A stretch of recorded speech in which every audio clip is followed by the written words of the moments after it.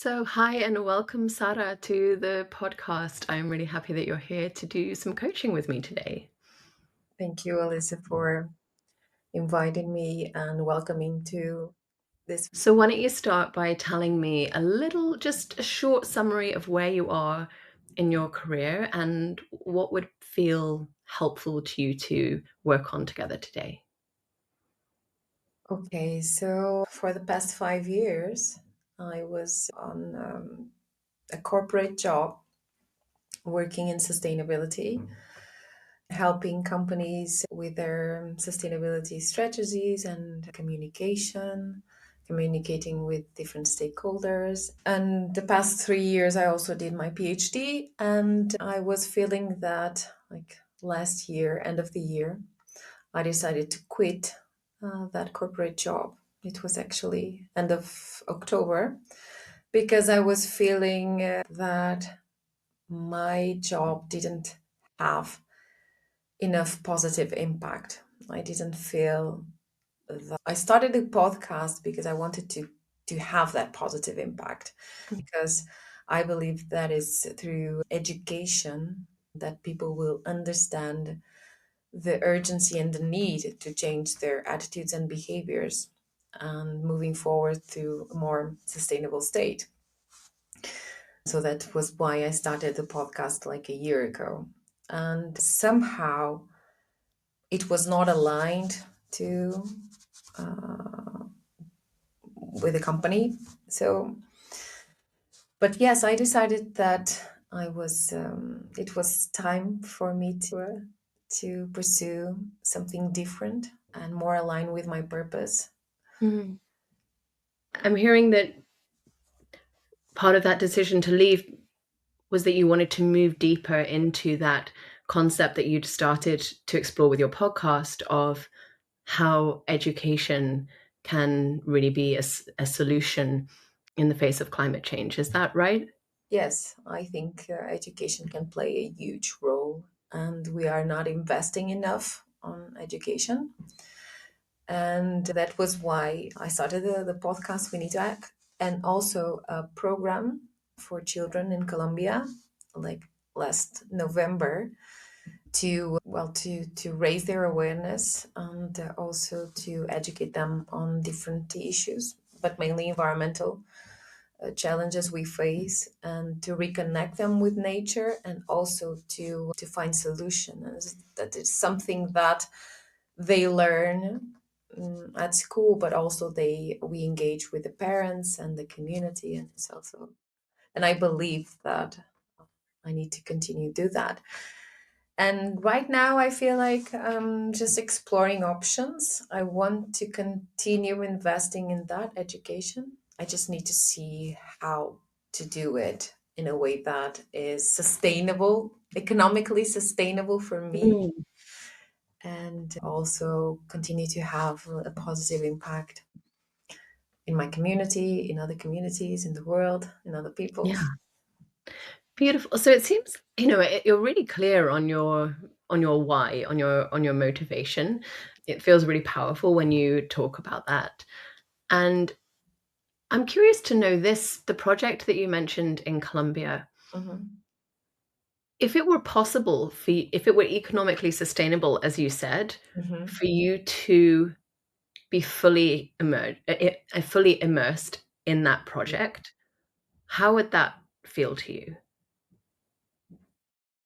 Yeah, I would feel happy, fulfilled because I it's incredible to see how happy they are doing small things that I mean how happy children are, the ones that are participating in the program, to see them doing small stuff, learning about regenerative agriculture, or learning about, well, first the this soil degradation and how to compost, and to learn that those small things that they don't learn anymore at schools.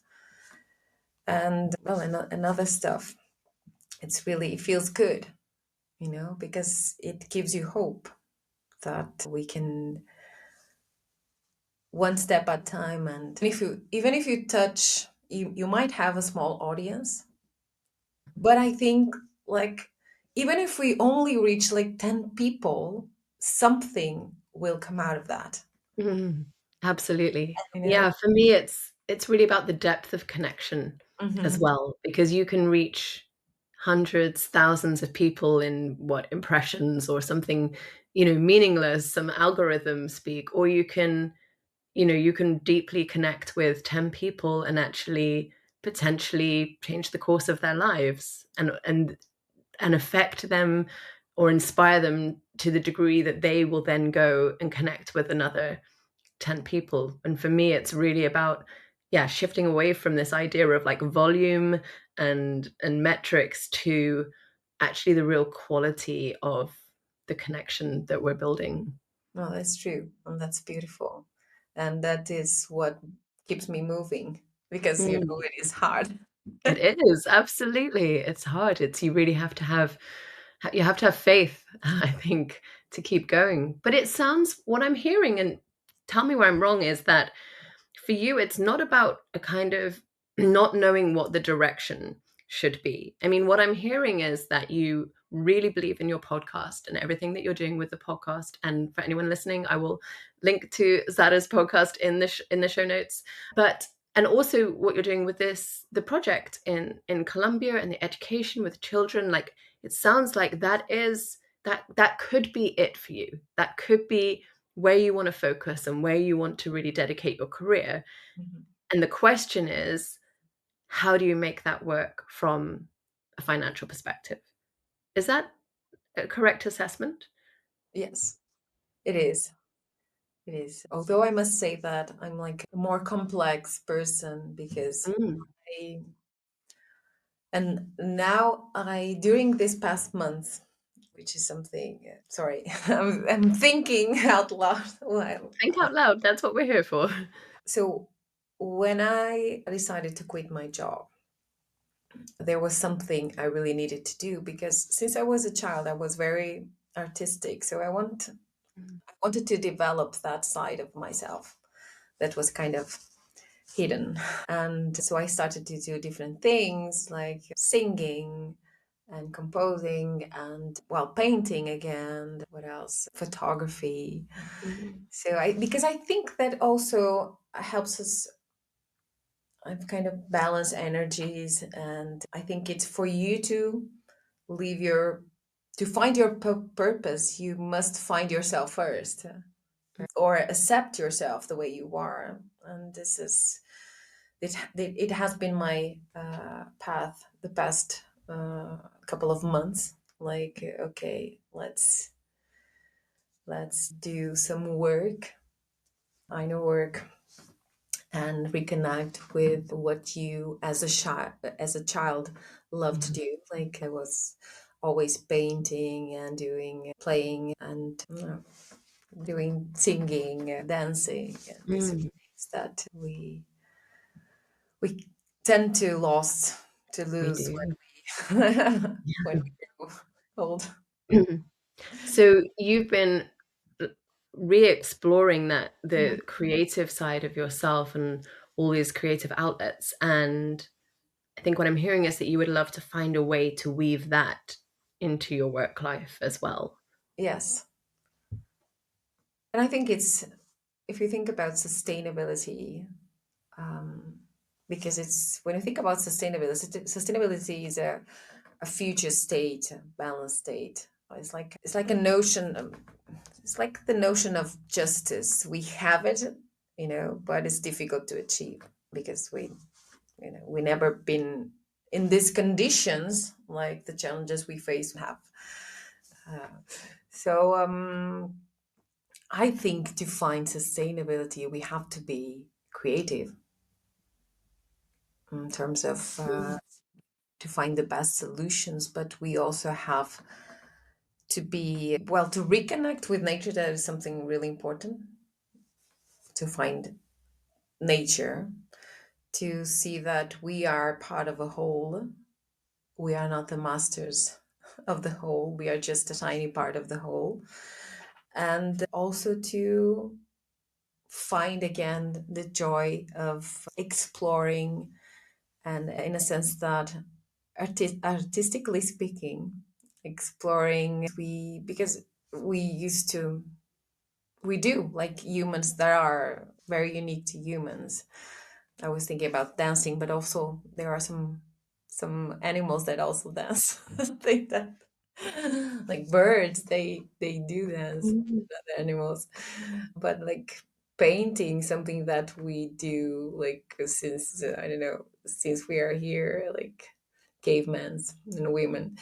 Um, I mean, it sounds like you have a kind of inherently sustainable understanding of what your economic situation can look like. I mean, as you describe it, I have this image of a really healthy and resilient ecosystem with, a lot of different sources, a lot of variety, this the ability that ecosystems to have to adapt to different conditions. To me, it's always seemed kind of extremely unsustainable to have one single source of income and to be dependent on one single source of income, which is sort of what's held up as the kind of the norm, or what we should aspire to.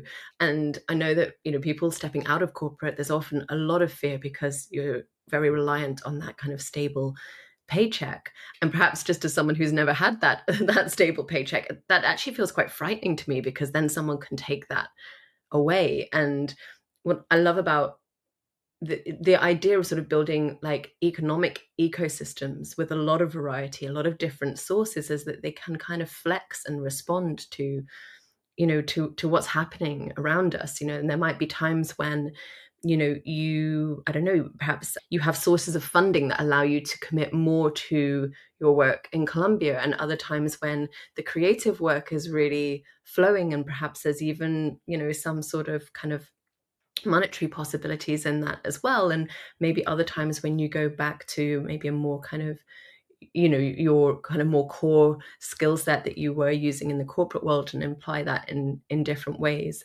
And I can sort of really envisage that ecosystem as you're talking. And I'd love to hear what that economic ecosystem would look like to you, ideally, how you would like that to be structured. well, that is a great question. I think, well, as a mother, I always think about stability, right? You have to.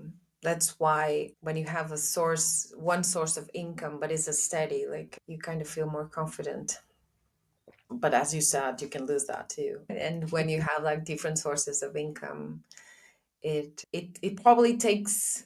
I mean, it probably is more difficult to start with, Mm, to build that ecosystem, diversified ecosystem, because you have to put your attention in different things, and you have to build that. But perhaps in the long term, you will have, as you said, like more stability, because you don't depend on one source of income, but mm. several. And if something happens to one, you will have the others. That's right. And there's another aspect which I think is relevant to your journey, which is that I think you're more empowered in that situation, and you have more ability to make choices that align with your values. And that obviously you have that experience of doing work that, I'm sure on paper very much looked like the kind of work that you should be doing, but your lived experience was that it didn't allow you to fully live into your values and explore the kind of educational work that you wanted to do and felt so passionately about.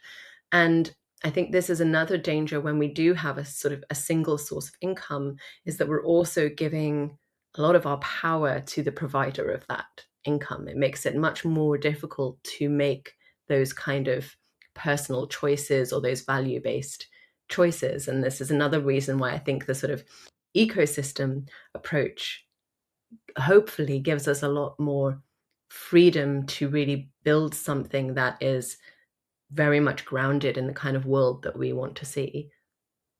That's true. Yeah, I believe that. I just sometimes it feels frightening.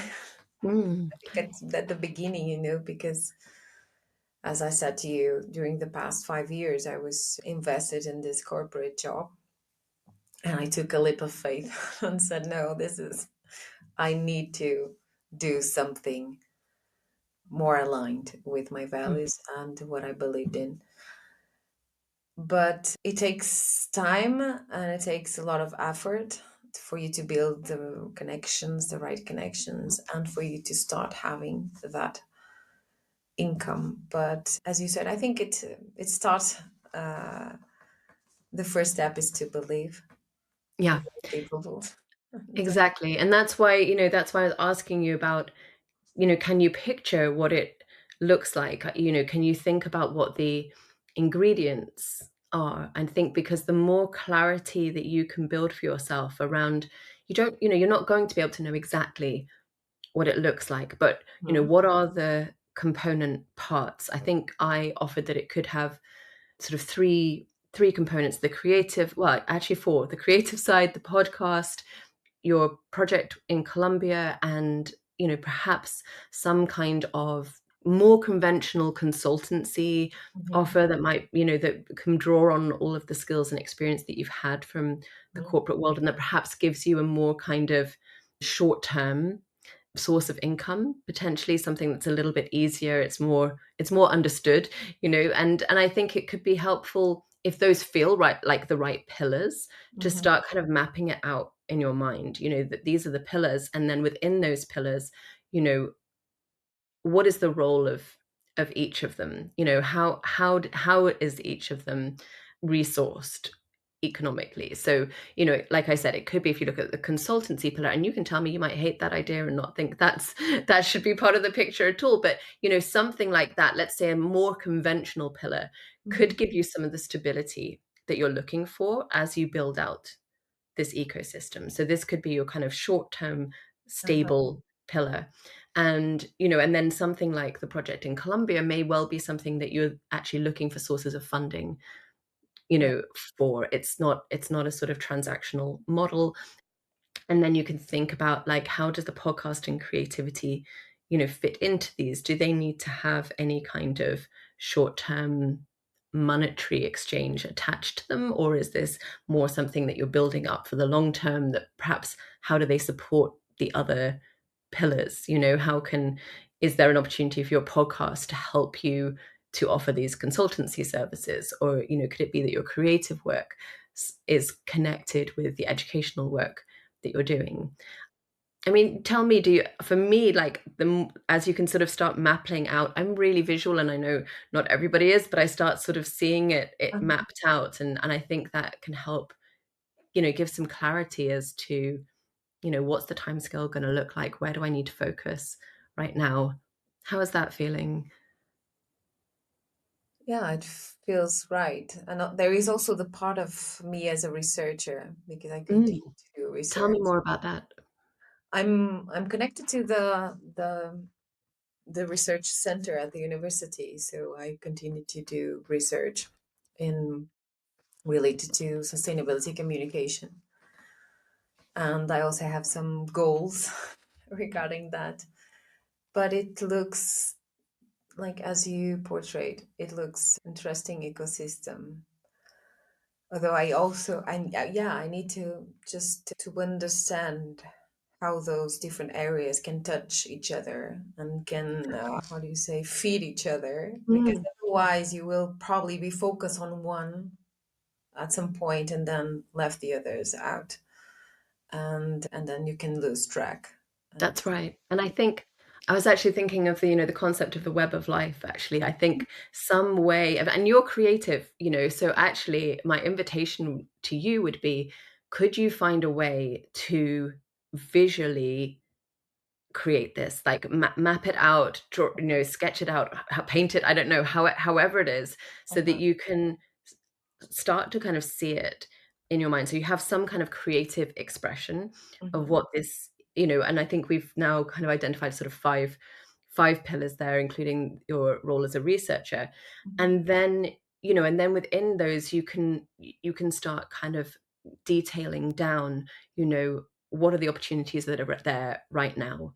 What do I want to build up in the long term? What kind of mix would I be looking for each of these to contribute to my overall economic picture? But then also, to come back to the web analogy, to start to draw like those connections that Mhm. create those lines between it. Because I think when people consider this kind of economic ecosystem approach as opposed to a kind of very linear, one directional flow of income, one of the things is it just feels overwhelming, because it's like, how am I gonna, I'm right. You're just suggesting I need to juggle all of these different plates, Alyssa.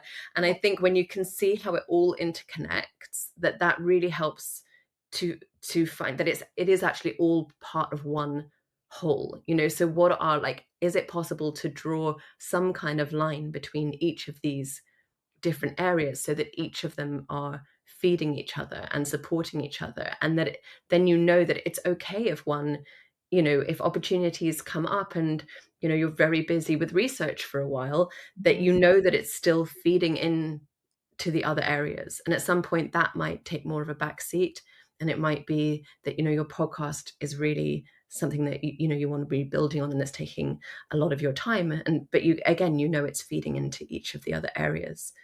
So how does that homework feel, to create some kind of visual representation of your economic ecosystem? Well, it feels the right first step to start building. Like I think I to start to solidify that idea of a diversified ecosystem, and then start like see how I can start doing. What are the actions in terms of short term? Like what Mhm. should I do first?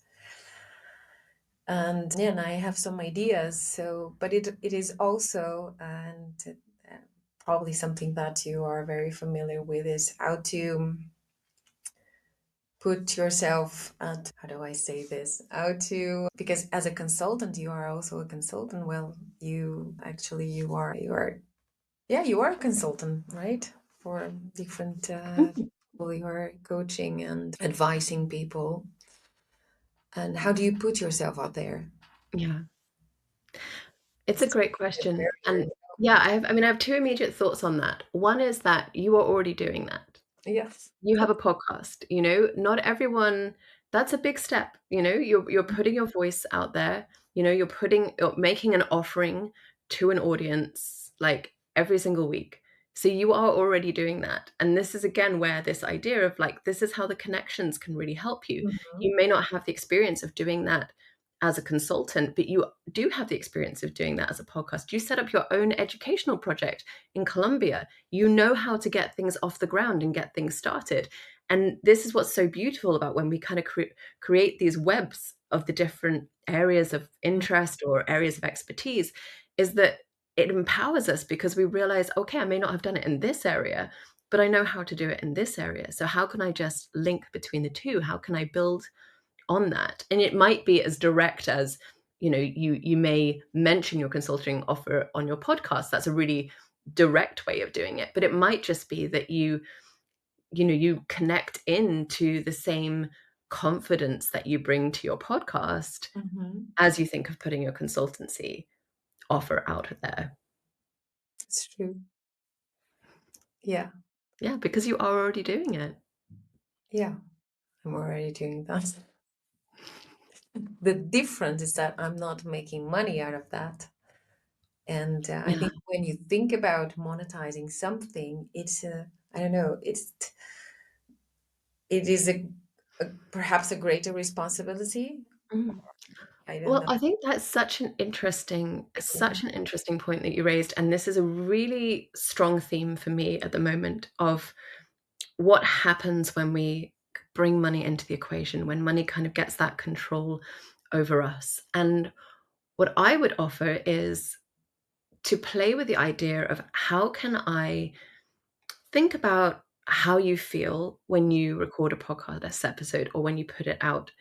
I'm going to make some assumptions here, but from having listened to your podcast and been a guest on your podcast, there's a real ease to how you do it. There's a real kind of flow. It feels like when you were interviewing me, it feels like you have this real conviction that this is something that matters, that it's something that is important, and that you can kind of just let it happen because you've created the space for it and it's going to happen.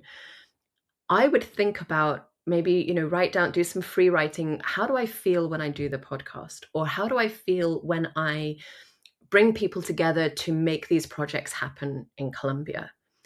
And then how can you take that feeling and translate that into a situation where you're doing exactly the same thing. You're creating a space for possibilities. You're bringing people together to make connections, to make something happen. And you also happen to be asking for money in return. And I would invite you to try to see the money piece as a different kind of value exchange. That it's not, well, that was all doable and easy because I didn't have to ask it for any money. So yeah, of course I can do that when I don't have to ask for money. But, and this is not you, this is almost all of us, I think, feel this way. Like, oh, but as soon as I'm asking for money, that feels like there's a tightness to it, or a tension, or like there's, the risk of rejection or failure, and we kind of load it with all of this Mhm. emotion. But there isn't really any need for that to feel any different than to say, hey, would you like to come on my podcast and do an interview with me? Like, hey, I Mhm. have these skills in this area, would you be interested in me doing this piece of work for you? There's no reason it needs to feel energetically any Different. different. It's just the emotion and the heaviness that we attach to money. And this, again, within this ecosystem, I think you have the possibility to treat all of those different opportunities, some of which will have money attached to them and some which won't, with the same kind of joy and the same ease and the same conviction and creativity that like just flow out of you. Yeah. Yeah, you are totally right. I don't have anything to add to what you have just said. Yeah, I just need to bring more of that emotion. And it takes, it takes a lot of practice because we all carry a lot of stories around money and a lot of emotion and a lot of conditioning, but I think it's just about really noticing like when that tension or whatever it is for you creeps in, Mm-hmm. and just reminding yourself that there is no need to approach it any differently to the kind of openness that you would with a not-for-profit or with a podcast offering. And just play with it. Just play. Can I be that version of Sara when I'm talking about consultancy work? Yeah. Yeah, you got it. Yeah. Okay, so that's going to be, that's going to be something for you to play with around the feeling around money, right? And consciously choosing how you want to feel, Mhm. and that really all of it is an invitation.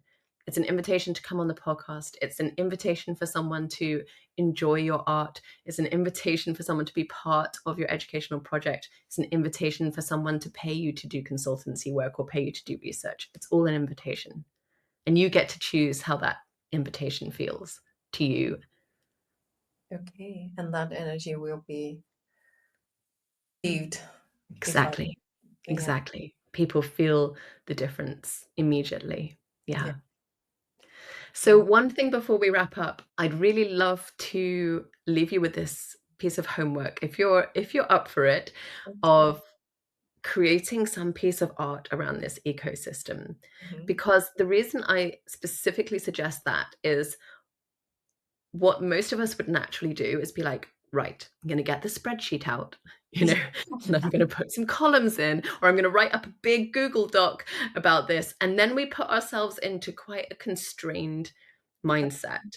And you talked so beautifully at the beginning about the role of creativity and the childlike connection when you're Mhm. doing those creative activities. And I think it would make all the difference for you if you could start work on your ecosystem Mhm. from that childlike perspective of the joy of creating art. Mhm. So, do you have some ideas of what that might look like, how you might approach it? Visually speaking, Yeah. Or uh, what would be a fun way to, what would be a really fun and creative way to start that mapping out process? Well, actually, one of the things that I do, but I haven't been doing that lately because, as I said to you, it was like the past year. It was really intense in terms of can PhD and research and stuff. But I do illustration, so it's something that I'm have to go back to do that. That's a funny thing, and it also helps me materialize some ideas. So I might doodle it, how to do Yeah, Google it. yeah, Yeah, it can be a fun thing to start doodling and see how it goes in terms wonderful. of ideas and how they connect. Like, imagine if it was a city or something, like you have different buildings, like the building of the creativity, the building of what is about research center, or then the sustainability, whatever. And then you can start building roads, how they connect and what transports will take you there. Mm, How would you? So that could be like yeah, something. yeah. You've already moved into such a creative space with it. It's lovely. And if you would like to share it with me, I would love to see your doodles if you feel like you would like to share. Okay, I will. I will start doing that and will share with you. Uh, Okay. So before we finish, tell me one thing, Sara, that you really want to hold on to from our session today and something you really want to take away with you. Something that you said regarding, which is important and is something that I deal with that daily, but I don't put much attention to it, which is the emotion I feel when I do this sort of things like the podcast and inviting people to come in, or when I'm doing the project in Colombia. And it is that the emotion I feel, and I have the skills to do it, and also the emotion, so I can also do the other part of like, or so yeah, I think this is my takeaway, is like to feel that feeling when I'm doing or looking to do the other Yeah, stuff that is needed. that's right, because you get to choose. You get to choose how you feel. So I Yeah, have it in me. you do. Absolutely. I have no doubt. I'm so excited for what you're already starting to create. Thank you. Thank you so much for coming onto the podcast, for doing this coaching and for letting my audience to hear your experience. I know there will be a lot of people who will be connecting and resonating with a lot of things that you said and will be taking some of these ideas and putting them into practice in their own careers. So thank you for contributing in that way. Thank you for welcoming me on your podcast and for giving me the space to talk about the challenges, the things that worry me, and to also start building more confidence around this, to put myself out there. Actually, I'm already out there, so You to are. move forward, continue to do the work, but in a different perspective. Yeah, wonderful. And for anyone listening who has enjoyed listening or watching into Sarah's coaching session today, if you want to come on the podcast and do some coaching yourself, then please get in touch with me, or you can go to regenerativeworklife.com/sticking point and book a time for your own session. All right. Thank you, Sarah. Thank you.